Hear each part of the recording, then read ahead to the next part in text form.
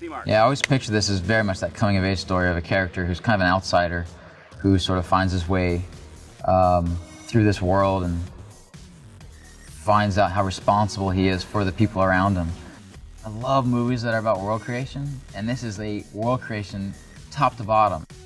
Well, The Maze Runner is set in a kind of dystopian world where there are a lot of unanswered questions, and these boys find themselves in an environment without much explanation at all, and they're sort of forced into a scenario where they have to fend for themselves. These kids are being tested, taught how to survive on their own. So these kids have grow their own food, build their own structures, build their own shelter, all that stuff, and survive. They've learned how to survive. You immediately know that you're in an unforgiving world that's apathetic to your survival. And their mystery is to find out what's out there. How do we get out of this, and how do we sort of get into the real world? And the mystery of kind of what that world holds for them is sort of what drives the character Thomas, who's really the character that we follow into this world. It's an experience. I mean, we are going to wake up in that elevator with Thomas, you know, as an audience. In fact, the entire movie is told through his point of view. So we are experiencing this movie through his eyes.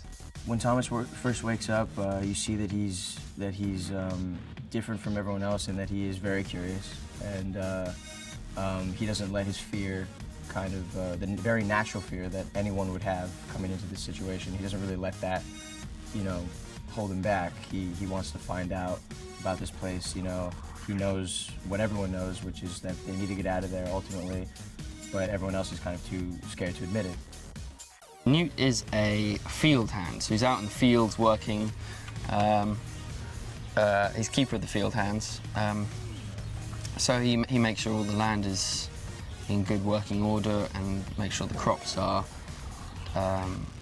looked after and hacked down at the correct time, and just generally looks after the land. Gally, at least in the books, was the fourth boy up in the glade after George, Albie and Newt.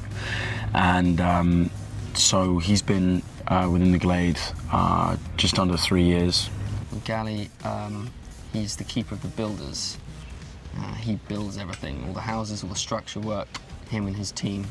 So there's a real sense of structure and hierarchy within the glade.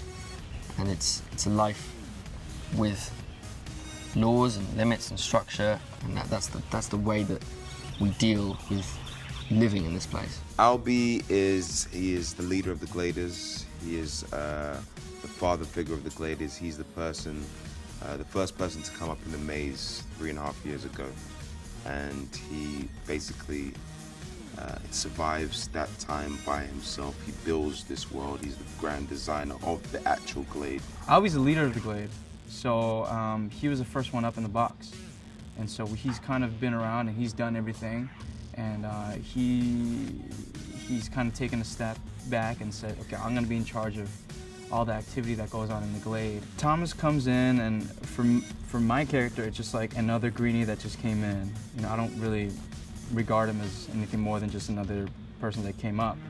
But once he goes inside the maze and proves to me what he can do and the leadership qualities that he has in himself, I quickly realized that he's not the typical greenie that comes up every day or every month in the box. And so, for me personally, it changes the way I look at things in terms of the maze, in terms of the glade, and what our purpose is here. And it gives me hope, too, because what Thomas does in the maze, we find out certain things that I've never found out before. Teresa is the only female glader.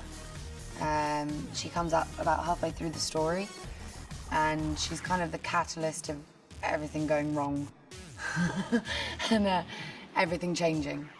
She comes up with a message that says she's the last one ever, and that sends the camp into, you know, dismay. Even though it is kind of a kid's movie, I'm not making it as a kid's movie. We're trying to go dark, we're trying to go edgy, we're trying to scare kids, we're trying to tackle really serious subjects, seeing, you know, young people act like adults because they're forced to, you know what I mean? And dealing with some really freaking serious stuff.